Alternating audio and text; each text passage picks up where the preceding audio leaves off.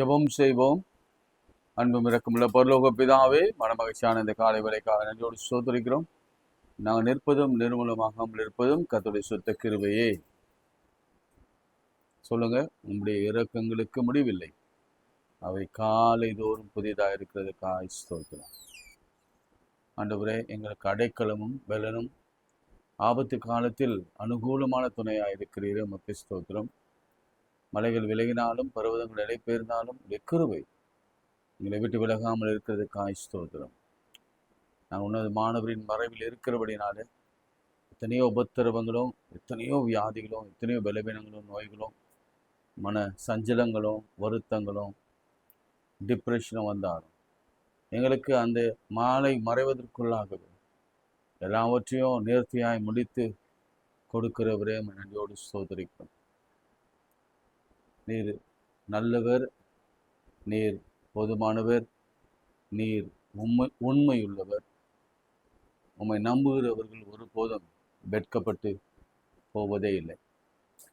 சொல்லுங்க, சிங்கக்குட்டிகள் தாட்சடைந்து பட்டினியாய் கிடக்கும், கர்த்தரை தேடுவர்களுக்கோ ஒரு நன்மையும் குறைவுபடாது.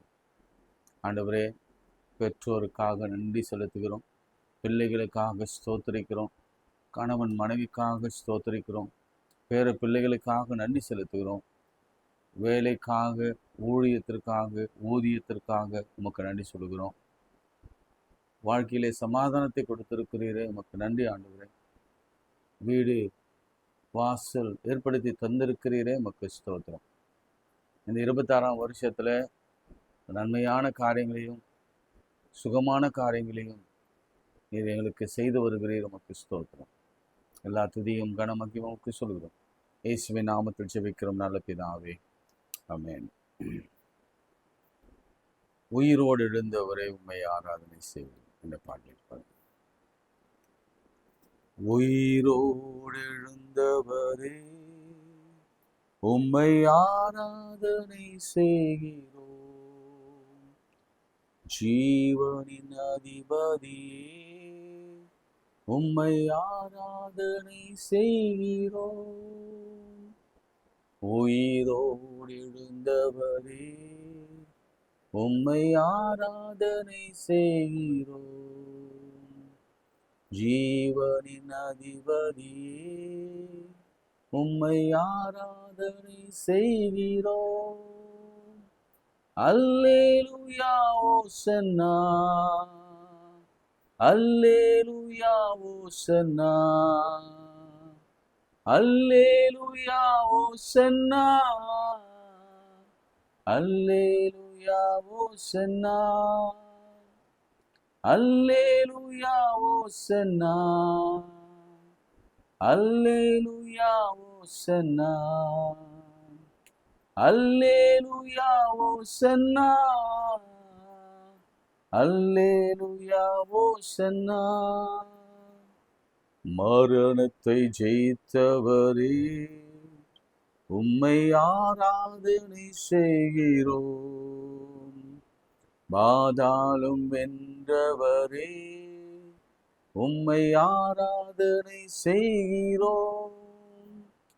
மரணத்தை ஜெயித்தவரே உம்மை ஆராதனை செய்கிறோம், ஜீவனின் அதிபதியே உம்மை ஆராதனை செய்கிறோம்.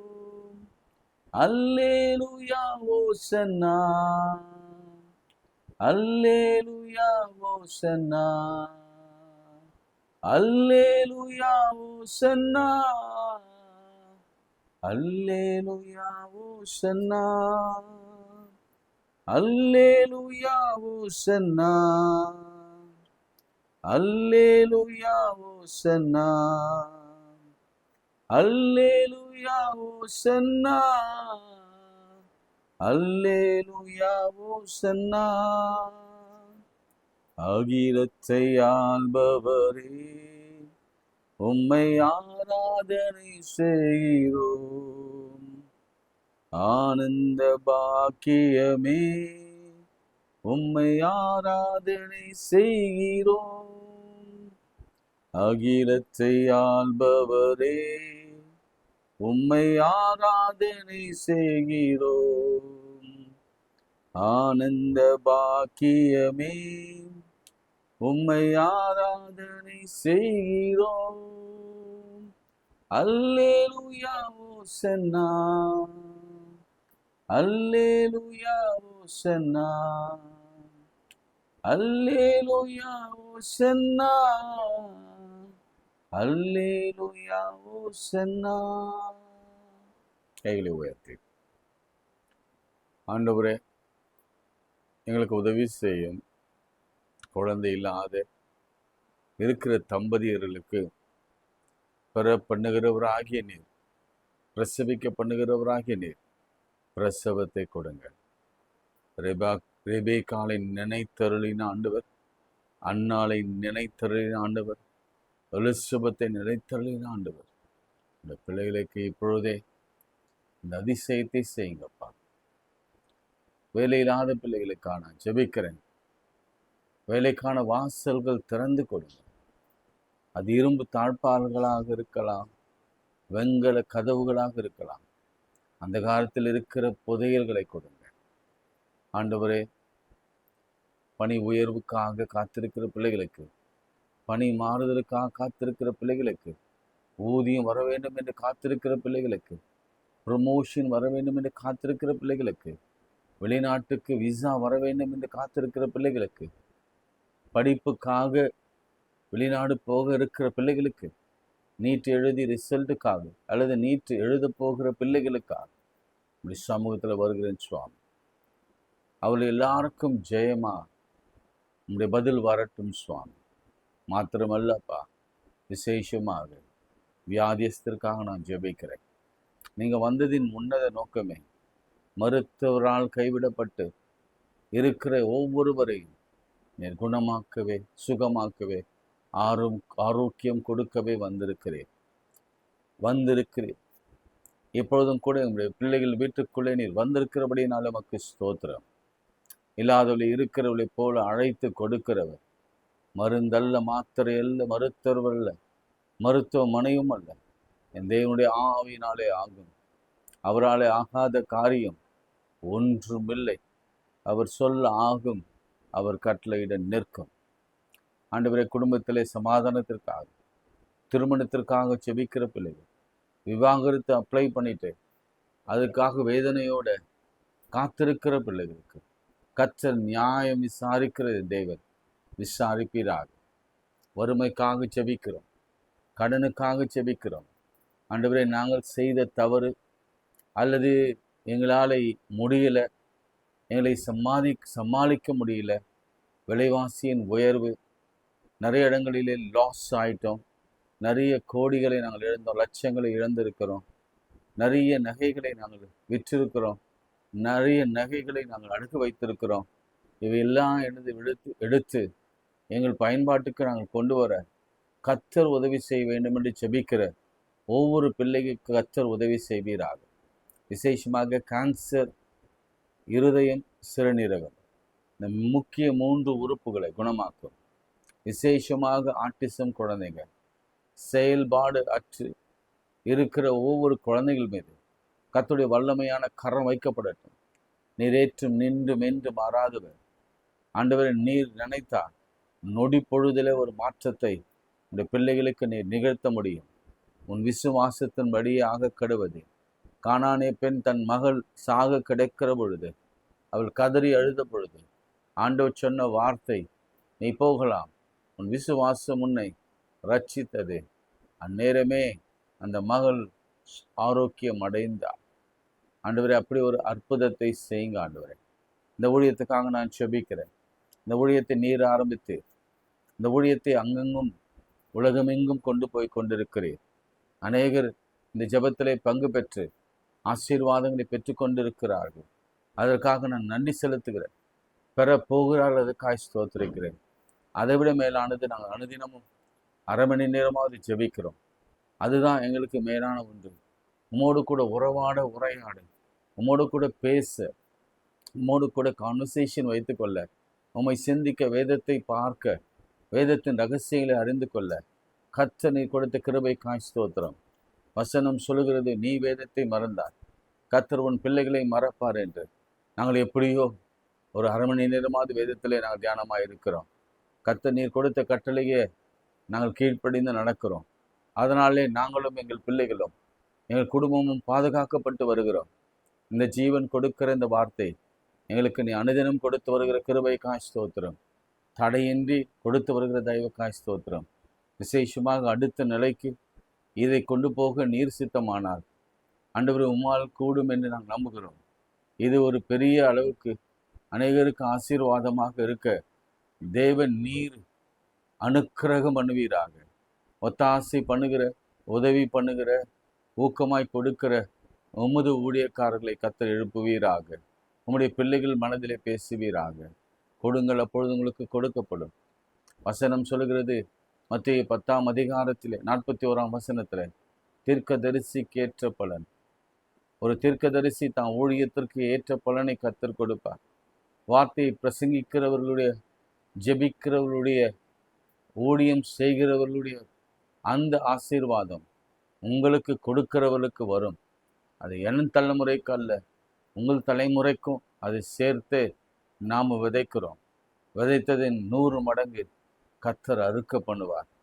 கர்த்தர் அறுக்க பண்ணுவார். அவருடைய சுவிசேஷத்தை அறிவிக்கிற பாதங்கள் எவ்வளவு அழகானவைகள் என்று வேதம் சொல்லுகிறது. சுவிசேஷர்கள் ஒருபோதும் கைவிடாத தேவன். ஊழியக்காரர்களையும் ஊழியக்கார பிள்ளைகளையும் ஊழியத்துக்கு உதவுகிற ஒவ்வொரு குடும்பத்தையும் அக்னி ஜுவாலையாக மாற்றுகிறவர், பரிதவிக்கிறவர், அவர்கள் மீது பரிதாபப்படுகிறவர், அவள் பிராணனை அழிவுக்கு விலக்கி மீட்கிறவர். இந்த பிள்ளைகள் தாங்குகிறவர்களை விசேஷமாய் ஆசீர்வதிப்பீராக. இன்னும் அநேகர் தாங்கி இந்த ஊழியத்தை இன்னும் அதிக அளவில் அநேகருக்கு ஆசீர்வாதமாய் வைக்க உதவி செய்யும். இதை தாழ்த்துகிறோம், உயர்த்துகிறோம். நீர் ஒருவர் மாத்திரம் மகிழ்ப்படுவீராக. இயேசுவின் நாமத்தில் ஜெபிக்கிறோம் பிதாவே, ஆமென். நேற்று தினத்தில் நாம் இந்த 1ஆம் தேதி அதுதான் பார்த்தோம். எழுந்திரு, நடுவே நில் என்றார்.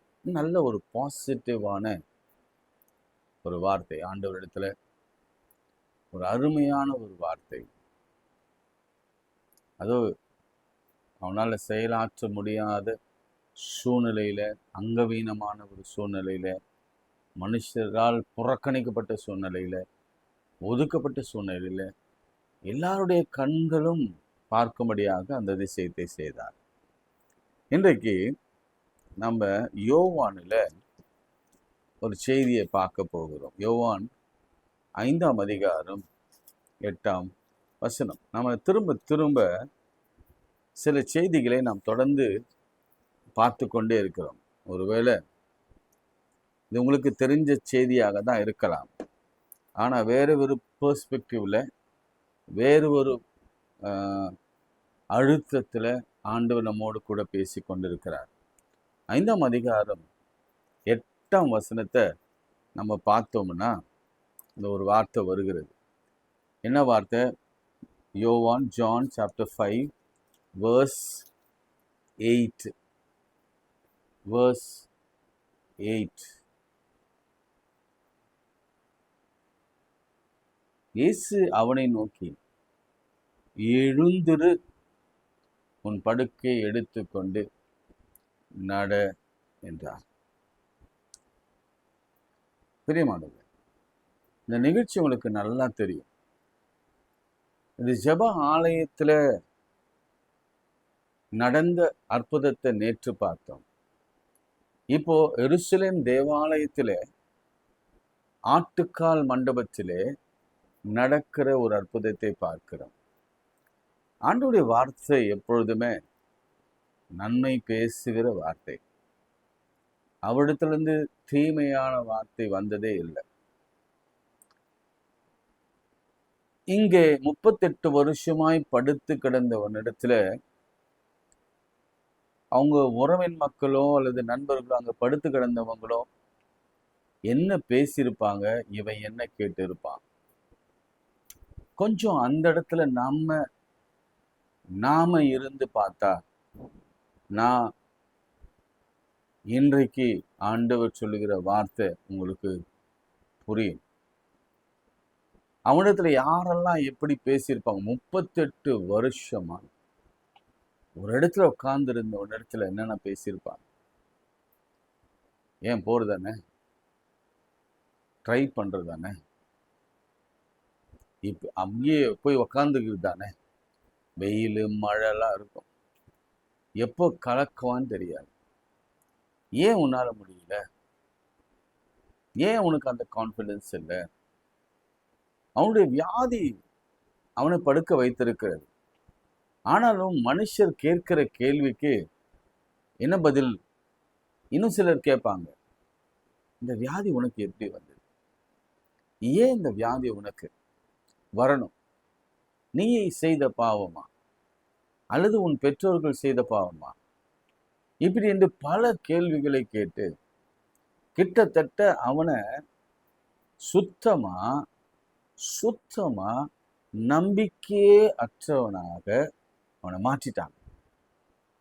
கொஞ்சம் துளி கூட 0.000% 1% கூட அவன் நடப்பேன்னு நம்பிக்கை இல்லை. அவன் ஒரு முடிவு எடுத்துட்டான். என்ன முடிவு? நான் இப்படியே படுத்து இதே பெட்ல புரண்டு மறித்து எடுத்து கொண்டு போய் அடக்கம் பண்ணப்படுவேன். இதுதான் இன்றைக்கு நமக்கும் இதே நிலைமை தான்.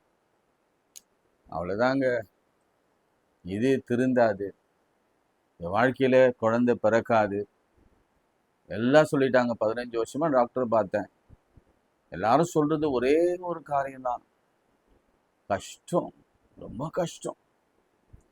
அல்லது வேற ஏதோ வியாதி, கேன்சர், ஐயோ 4வது ஸ்டேஜ். டாக்டர் எப்பவுமே ரொம்ப சேஃபர் சைடாக இருப்பாங்க. அவங்க எந்த அஷூரன்ஸும் கொடுக்க மாட்டாங்க. அவங்களால குணமாக்க முடியும் என்று சொன்னாலும் கூட, அல்லது அவங்களுக்குள்ள அந்த நம்பிக்கை இருந்தாலும் கூட, நமக்கு நம்பிக்கை ஊட்டுகிற ஒரு வார்த்தையும் பேச மாட்டாங்க. மாறா எழுதி வாங்கிடுவாங்க. என்ன எழுதிவாங்க? ஏதாவது ஆச்சுன்னா எங்களுக்கு பொறுப்பு இல்லை அப்படின்னு எழுதி வாங்குவாங்க. 38 வருஷமா ஆச்சு, திருமணம் ஆகலை. அன்பு தாய், அன்பு தகப்பன், அவங்க நினைக்கிற நினைப்பை நான் பார்க்குறேன்.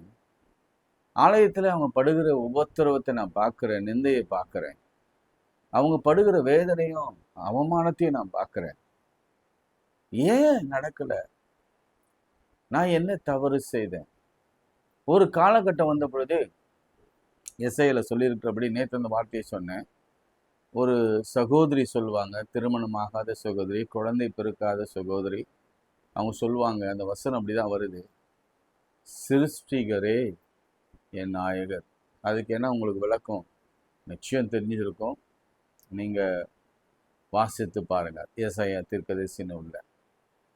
அவ்வளோதான். இன்னைக்கு எதுக்கு கல்யாணம்? இனிமேல் குழந்தை, இனிமேல் அந்த குழந்தை எப்படி நான் வளர்த்து? சான்ஸே இல்லை.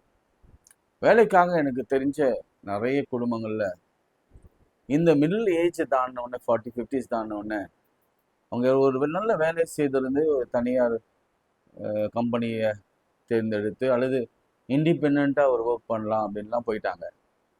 போயிட்ட பிறகு அவங்களால திரும்பவும் ஒரு நல்ல பொசிஷன் உள்ள ஜாப்ல, நல்ல கம்பெனியில் அவங்கள கூப்பிட மாட்டாங்க. காரணம் என்னன்னா, வயதாயிடுச்சு. இனி அவங்களுக்கு அந்த எஃபிஷியன்ட் இருக்காது, அந்த வேகம் இருக்காது, அந்த தாகம் இருக்காது. குடும்ப கமிட்மெண்ட் இருக்கும், நிறைய லீவ் போடுவாங்க, நிறைய சிக்காவாங்க, நிறைய ரீசன் சொல்லுவாங்க. ஸோ அதனால் 50 வயதுக்கு மேற்பட்டவர்களே சேர்ப்பதில்லை.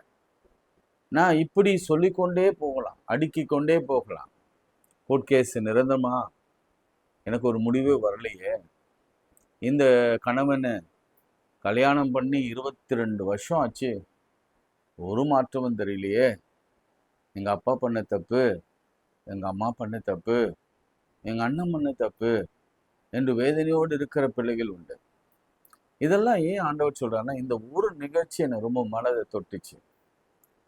ஆண்டவர் வந்து அவனிடத்துல பேசும் பொழுது அவன் சொன்ன வார்த்தையை நீங்க நல்லா கவனிக்கணும். சுகமாக விரும்புகிறாயா? அதற்கு அவன் கொடுத்த பதில் நான் வாசிக்கிறேன். அப்படிப்பட்டவங்க நம்ம தான் அப்படிதான் பேசுவோம். என்ன பேசுவோம் தெரியுமா? அதற்கு வியாதியஸ்தன்.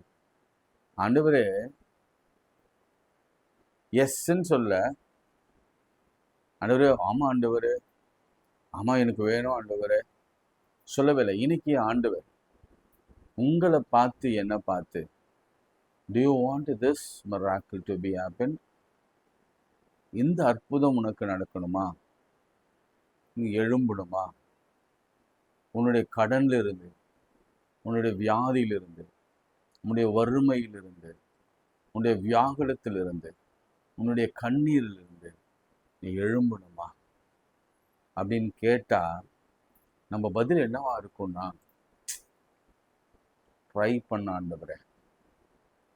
எத்தனையோ மேட்ரிமோனியில் பார்த்தேன், எத்தனையோ டாக்டர்கிட்ட போனேன், எத்தனையோ வக்கீலை பார்த்தேன், எத்தனையோ மருந்து சாப்பிட்டேன், எத்தனையோ பிரயாசப்பட்டேன், எத்தனையோ கம்பெனியில் வேலை செய்தேன், எத்தனையோ லோன் எடுத்தேன், எத்தனையோ காரியங்கள் செய்து பார்த்தேன்.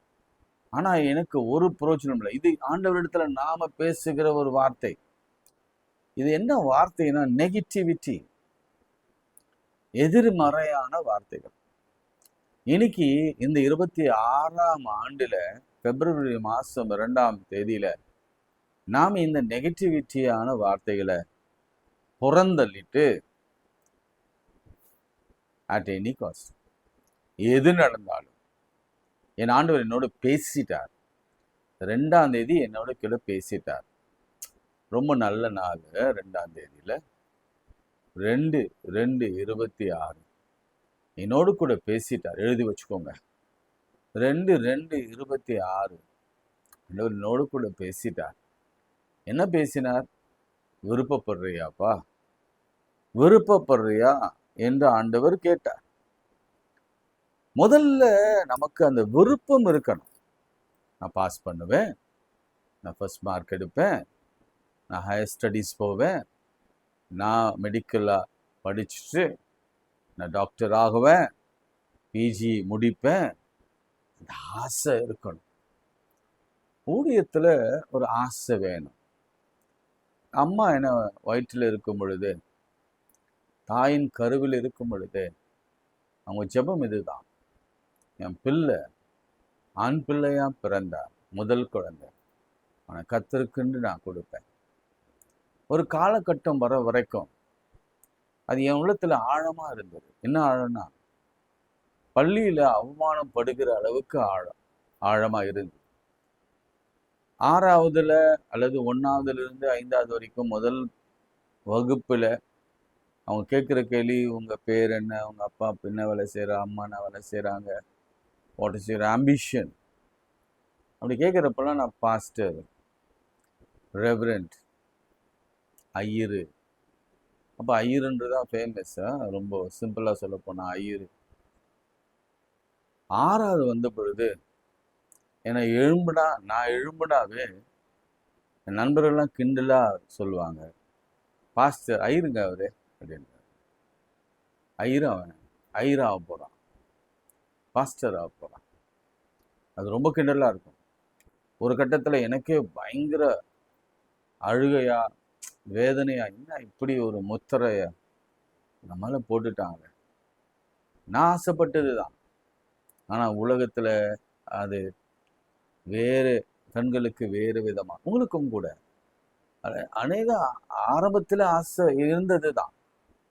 ஆனா போக போக நாட்கள் ஆக ஆக என்ன ஆச்சுன்னா, என் வாழ்க்கையிலும் கூட நான் கல்லூரி படிப்பை முடித்து விட்ட பிறகு கொஞ்சம் பிரேக், இறையல் கிடைக்கல. என் வயசு குறைவா இருக்கிறதுனால என்னால் உள்ளே போக முடியல. அது ஸ்லாப் வச்சுருந்தாங்க. அப்போது என்ஐடியில் போயிட்டு கம்ப்யூட்டர் படிக்க ஆரம்பித்தேன். அப்போ என்னுடைய ஸ்கோப்பு, என்னுடைய ஆம்பிஷனு இதெல்லாம் என்னன்னா, நல்ல கம்ப்யூட்டர் படிச்சுட்டு வெளிநாட்டில் போய் செட்டில் ஆகிடணும். வெளிநாட்டில் போய் செட்டில் ஆகிட்டு கை நிறைய சம்பாதிக்கணும். இந்த இந்திய தேசத்தில் இருக்கக்கூடாது. எனக்கு சின்ன வயசுல இருந்தேன், என்னுடைய 18, 20 வயசு, 21 வயசுல எனக்கு இந்த ஆசை தான். அப்படி இருக்கும் பொழுதுதான் ஒரு காலம் வந்தது. அந்த காலத்தில் ஆண்டவனோடு கூட பேச ஆரம்பித்தார். அர்ப்பணிப்பு அது ரொம்ப லேட் ஆச்சு. அநேகருக்கு லேட் ஆகும்.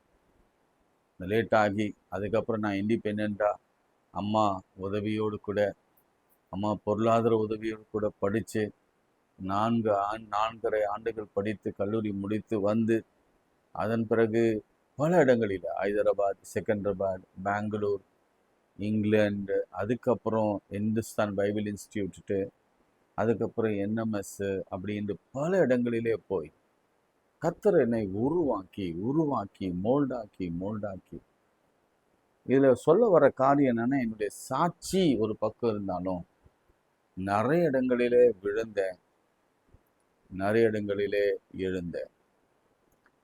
இப்போ கூட பொருளாதாரத்தில் ஆண்டவர் என்னை சீராக வைக்கவில்லை. நான் இங்கிலாந்தில் இருக்கும் பொழுது உச்சத்தில் இருந்தேன். அதன் பிறகு வேலை இல்லாமல் இந்திய தேசத்தில் இருக்கும் பொழுது என் கிராஃப் பாட்டம் லைனை விட கீழே வந்தது. அதன் பிறகு அம்மா அப்பா மனைவி வேலை என்னுடைய ஊழியம் அப்படிலாம் கொஞ்சம் மேலே போச்சு. அதன் பிறகு திரும்ப டிராஸ்டிக்காக ஒரு கீழே வந்துட்டு பாட்டம் லைன் வருது. திரும்ப எழும்ப பார்க்குறேன், இன்னும் எழும்ப முடியல. ஸோ இதெல்லாம் நினைக்கும் பொழுது மனசில் ஒரு பெரிய இணைப்புறையாத ஒரு கொஷின் என் வாழ்க்கையில், ஏன் நம்ம எழும்ப முடியாத அளவுக்கு? இதுதான் நம்முடைய வாழ்க்கையா? எழும்ப முடியாதா? கர்த்தர் உதவி செய்ய மாட்டாரா என்ற ஒரு கேள்வி நமக்குள்ளே இயல்பா வரும். இந்த மாதிரி விழுந்து விழுந்து விழுந்து விழுந்து எழுந்தோம்னா நிச்சயமாகவே நமக்குள்ள பல சந்தேகங்கள் வரும். இவனிடத்துல ஆண்டவர் கேட்டார், எழும்ப விரும்புகிறாயா? சுகமாக விரும்புகிறாயா? இப்போ நான் என்னுடைய சாட்சியை சொன்னேன், என்னுடைய ஹிஸ்டரியை சொன்னேன். உங்களுக்கும் உங்களுடைய பிள்ளைகளுக்கும் பேர பிள்ளைகளுக்கும் ஏதோ ஒரு இடத்துல கீழே அவங்களால எழுந்திருக்க முடியாம படுத்து கிடக்கிறாங்க. இன்னைக்கு ஆவியானவர் என்னோட கூட பேசி கொண்டிருந்த வார்த்தை இதுதான், பாசிட்டிவிட்டிய வெதை. உன் பிள்ளைகள் மத்தியில என் ஆண்டவர் இயேசு கிறிஸ்துவினாலே உங்களை எழுப்ப முடியும் என்பதை குறித்து நீ ஆழமா தீர்க்கமா சொல்லு. அது எத்தனை ஆண்டுகள் ஆகட்டும்.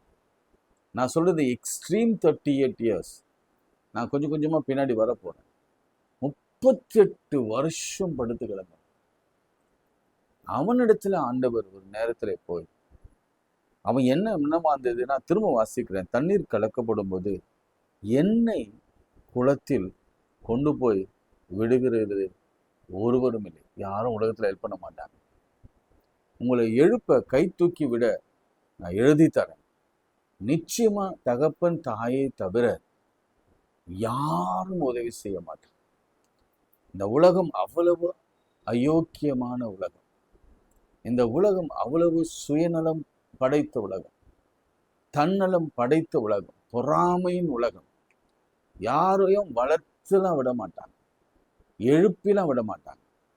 நான் சொல்றேன், முதுகுல ஒரு தட்டி பணம்லாம் கொடுக்க வேணாங்க, டேப் பண்ணி வந்துருவடா, நீ நல்லா வந்துருவடா, நீ வந்துருவ, பாஸ் பண்ணிடுவ, உனக்கு சுகமாயிடும், உனக்கு ஆரோக்கியம் ஆயிடும், ஆண்டவர் உனக்கு செய்வார், நீ உண்மையா இருக்கிற, ஏசப்பா துணையா இருக்கிறார்ப்பா, கர்த்தர் உனக்கு உதவி செய்வார், அவர் உன்னை எழுப்புவார், கவலைப்படாத. ஒரு காலம் வரும்.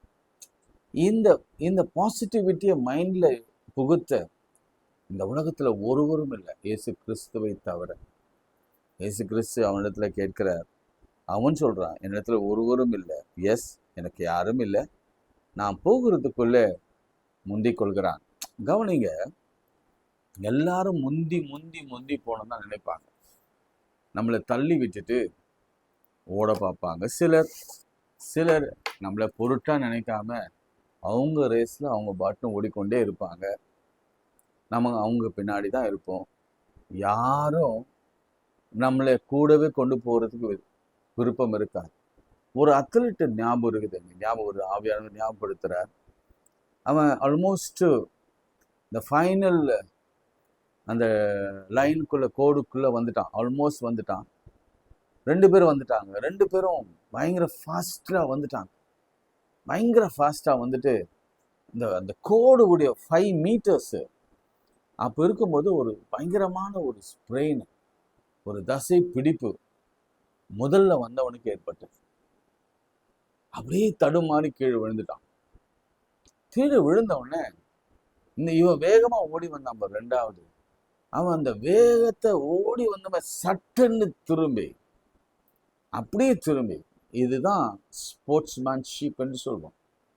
சட்டுன்னு திரும்பி அவனை போய் தோல்ல கையிலாக கொடுத்து அவனோடு கூட அவனை அப்படி அப்படியே நடக்க வச்சு அதுக்கு முன்னாடி பின்னாடி வந்தவன் தேர்டு வந்தவன் ஃபர்ஸ்ட், ஃபோர்த்து வந்தவன் செகண்ட், ஃபிஃப்த்து வந்தவன் தேர்டு போயிட்டான்.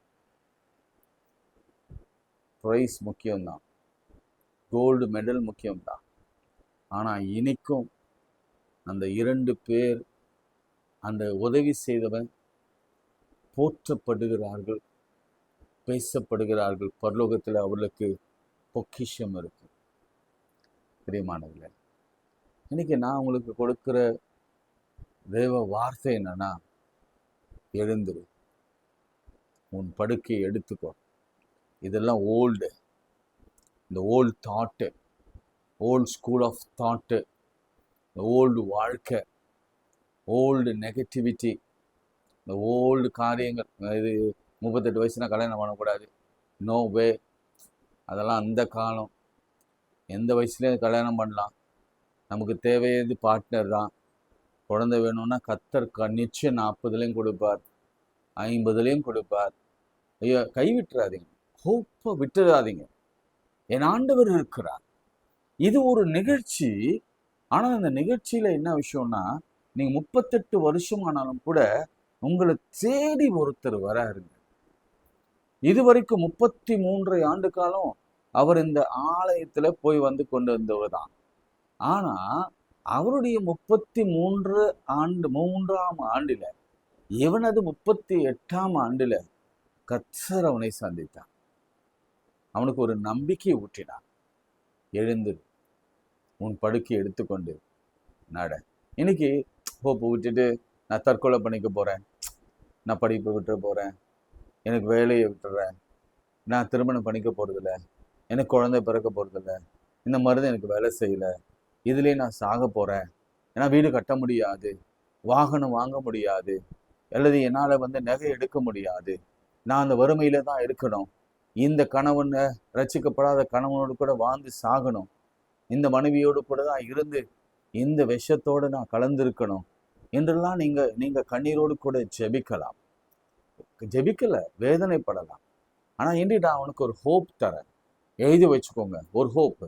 இயேசு வருவார், உங்களை பார்ப்பார், பார்த்து மனதுருகுவார், அவனை பார்த்து கேட்பார், எழுந்தது படுக்கையை எடுத்துக்கொண்டு நட என்று அவர் நிச்சயம் சொல்லுவார். இதே ஒரு வசனத்தை மாத்திரம் வாசித்து ஒரு சின்ன ப்ரேயர் மட்டும் பண்ண போகிறேன். என்ன வசனம் தெரியுமா? ஏன்னா அந்த வசனம் இல்லாமல் நாம் முடிக்கவே கூடாது.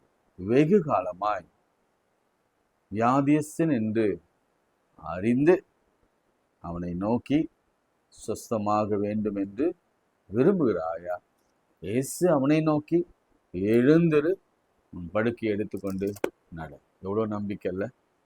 அவன் அதுக்கப்புறம் எவ்வளவு ஆச்சரியப்பட்டு நடந்து குதித்து தேவனை மகிமைப்படுத்தியிருப்பான். Thank you Lord. ஜெபம் பண்ணுவோம். ஆண்டவரே, இந்த வார்த்தைக்காய் ஸ்தோத்திரம். இந்த வார்த்தையின்படி அநேகரை எழுப்பும். அவங்களை நிலைமையை அறிந்திருக்கிறவர், உங்களை பார்ப்பதற்காகவே வந்திருக்கிறவர், விருப்பமாய் என்று கேட்டீர். இந்த பிள்ளைகளுடைய மனதை மாற்றினீர், அந்த அசௌகரியங்களை மாற்றினீர், அந்த நெகட்டிவிட்டியை மாற்றினீர், இந்த எதிர்மறையான காரியங்களை எல்லாம் மாற்றினீர். ஹோப் இருக்கு, இன்னும் இயேசுவிலே ஹோப் இருக்கு. இந்த பரலோகம் உங்களுக்காக, கர்த்தர் உங்களுக்காக, பரிசுத்தாவியர் உங்களுக்காக, அவர் உங்களுக்காக ஒரு நல்ல காரியங்களை அவர் வைத்திருக்கிறார். இது இப்பொழுதே நடக்கும். இயேசுவின் நாமத்திலே ஜெபிக்கிறோம் பிதாவே, ஆமென். நமது ஆண்டவராகிய இயேசு கிறிஸ்துவின் கிருபை, பிதாவாகிய தேவனுடைய அன்பு, பரிசுத்தாவின் ஐக்கியம் நம் அனைவரோடு மீண்டும் மீண்டும் சதாக்கள் நிலைத்திருப்பதாக. ஆமென். God bless.